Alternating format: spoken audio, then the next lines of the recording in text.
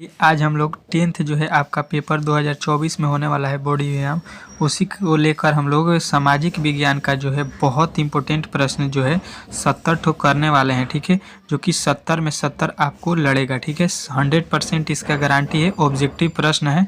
ठीक है, यहीं से आएगा, इसका 100% मेरा चैनल जो है गारंटी ले रहा है। ठीक है, तो आप लोग हमारे चैनल पर पहली बार आए हैं तो प्लीज़ चैनल को सब्सक्राइब कर ले और वीडियो को एक बार लाइक कर दे। ठीक है, चलिए पहला प्रश्न देखते हैं। यहाँ पे आपके पहले प्रश्न की ओर बढ़ते हैं और पहला प्रश्न क्या कह रहा है। ठीक है, अगर आप क्लास 10th का जो है पेपर इस बार देने जा रहे हैं तो प्लीज़ इस वीडियो को अंत तक देखिएगा। ठीक है, क्योंकि आपके लिए बहुत इंपॉर्टेंट प्रश्न होने वाले हैं। ठीक है, तो एक भी प्रश्न को आप लोग मिस मत कीजिएगा। ठीक है, चलिए देखिए पहला प्रश्न कह रहा है, इनमें से कौन जैविक संसाधन नहीं है। बहुत इंपॉर्टेंट प्रश्न है, इसको नोट कर लीजिएगा। ठीक है, ये आपको इस बार पूछने वाला है। ठीक है, तो आपको बताना है मिट्टी जो है जैविक संसाधन नहीं होता है। ठीक है, पहला प्रश्न का उत्तर आपको याद रखना है, क्या होता है जैविक संसाधन। दूसरा प्रश्न देखिए, भारत सरकार की वन नीति के अनुसार कम से कम कितनी प्रतिशत भूभाग वनच्छादित रहना चाहिए।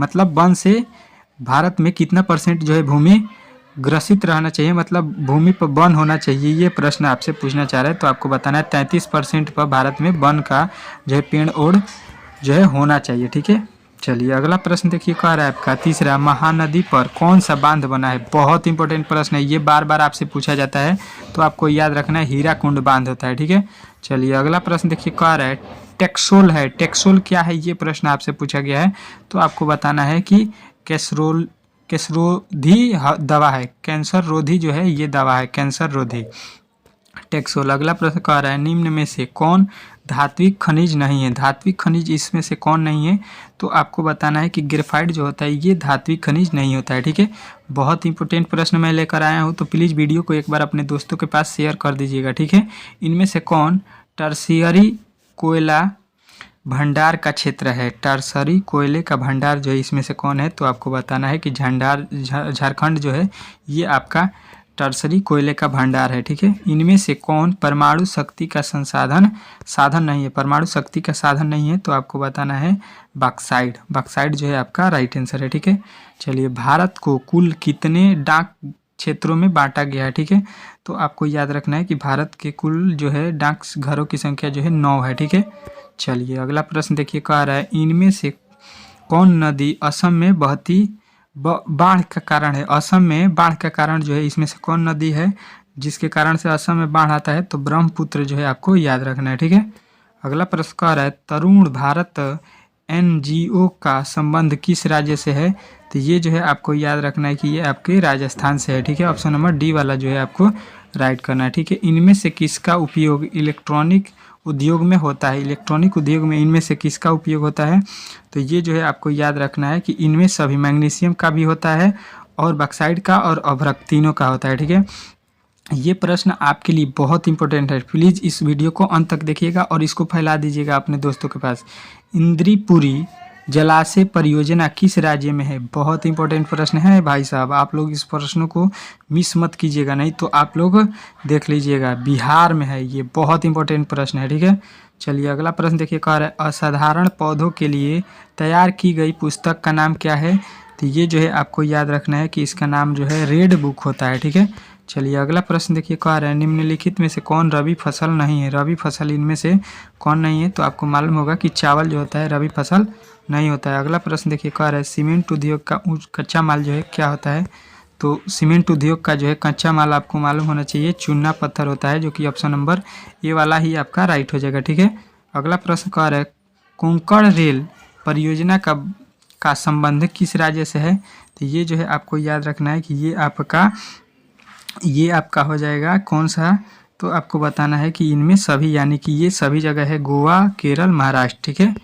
चलिए अगला प्रश्न देखिए, कह रहा है 1992 में रियो डी जेनेरियो में क्या हुआ था, तो ये जो है आपको बताना है कि वहाँ पे जो है पृथ्वी शिखर सम्मेलन हुआ था। ठीक है, चलिए अगला प्रश्न देखिए, भारत में सर्वाधिक कौन सी मिट्टी पाई जाती है। 100% है कि ये सवाल जो है आपके पेपर में आने वाला है। ठीक है, तो आपको याद रखना है कि ये होता है जलौढ़ मिट्टी। ठीक है, जो कि ऑप्शन नंबर सी में दिया गया है। अगला प्रश्न कह रहा है भारत में पहली जल विद्युत संयंत्र कहाँ लगाया गया था, तो ये जो है आपको याद रखना है कि ये आपके दार्जिलिंग में जो है लगाया गया था। ठीक है, चलिए अगला प्रश्न देखिए, कह रहा है बिहार के उर्वरक कारखाना कहाँ स्थित है। तो ये जो है आपको याद रखना है, ये आपके बरौनी में है। ठीक है, बरौनी जो है बहुत फेमस नाम है बिहार के दृष्टिकोण से। निम्नलिखित में से कारखानों में कौन सूखे के लिए जिम्मेदार है। निम्नलिखित कारकों में कौन जो है सूखा का कारण होता है, ये आपको बताना है। ठीक है, तो सूखा का कारण जो है सबको मालूम होता है कि वर्षा के कमी के कारण जो है सूखा पड़ता है। ठीक है, सरदार सरोवर कृत्रिम जलाशय का संबंध किससे है। तो ये जो है आपको याद रखना है कि ये आपके नर्मदा नदी से है। ठीक है, चलिए अगला प्रश्न देखिए, कह रहा है जून 2023 में कौन सा चक्रवात आया था। तो ये जो है आपको याद रखना है कि ये आपका बिवरजाय जो है आया था। ठीक है, चलिए अगला प्रश्न कह रहा है पृथ्वी की सतह पर सबसे पहले पहुंचने वाला भूकंपीय तरंग कौन सा है। तो ये जो है आपको याद रखना है कि ये आपका प्राथमिक पी जो है आया था पहले पृथ्वी पर। ठीक है, संसार का सबसे लोकप्रिय संसाधन जो है इस टाइम क्या है, ये प्रश्न आपसे पूछ रहा है। तो आपको बताना है सार्वजनिक टेलीफोन। टेलीफोन जो है इस संसार का, पहले रेडियो था, अब रेडियो आपको नहीं बताना है। ठीक है, कोलकाता कारपोरेशन एक्ट किसके शासनकाल में पारित हुआ था। तो ये जो है आपको याद रखना है कि ये आपके लॉर्ड कर्जन के शासनकाल में हुआ था। ठीक है, अगला प्रश्न आ रहा है यूरोप में राष्ट्रवाद की शुरुआत कहाँ से हुई थी। तो ये जो है आपको याद रखना है कि ये आपका जो हुआ था फ्रांस से हुआ था। ठीक है, मैं देखिए मैं टाइम नहीं गंवाना चाहता हूँ, क्योंकि आपके पास जो है लमसम आपके पास 30 दिन बचा है पेपर में। ठीक है, तो मैं जल्दी आपका प्रश्न जो है सॉल्व करा रहा हूँ। ठीक है, तो आपको केवल प्रश्न पर ध्यान देना है। ठीक है, आप लोग देखिएगा कि दूसरे का वीडियो तो लमसम 1 घंटा जो है आपके टाइम बर्बाद करेगा। अब बोलेगा कितना प्रश्न दिखाएगा आपको, 50 ठो। ठीक है, 50, 1 घंटा में 50 प्रश्न। अब मान लीजिए कितना आपका टाइम लॉस हो रहा है। ठीक है, तो आप लोग देख सकते हैं राइन राज्य संघ की स्थापना किसने की। बहुत इंपॉर्टेंट प्रश्न है, आपको ये याद रखना है कि नेपोलियन ने किया था। ठीक है, चलिए अगला प्रश्न देखिए, कह रहा है अप्रैल थीसिस किसने लिखी। अप्रैल थीसिस जो है आपको याद रखना है कि ये आपके लेनिन ने लिखा था, जो कि ऑप्शन नंबर सी में दिया गया। ठीक है, चलिए अगला प्रश्न देखिए, कह रहा है खुदाई खिदमतगर का गठन किसने किया।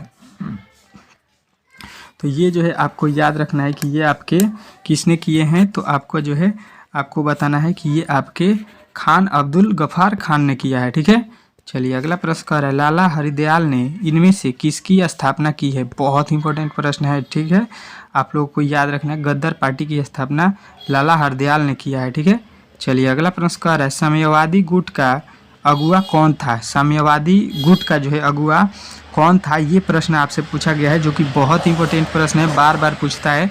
तो सोवियत संघ आपको याद रखना है। ठीक है, अगला प्रश्न कर रहा है इनमें से क्या मार्टिन लूथर की कृत्रिम है। मार्टिन लूथर की कृत्रिम जो है इनमें से कौन सी है। तो आपको बताना है option number C communist manifesto. ठीक है, चलिए अगला प्रश्न देखिए, कह रहा है बंगाल जो है बंगाल गजट का प्रकाशन किसने किया।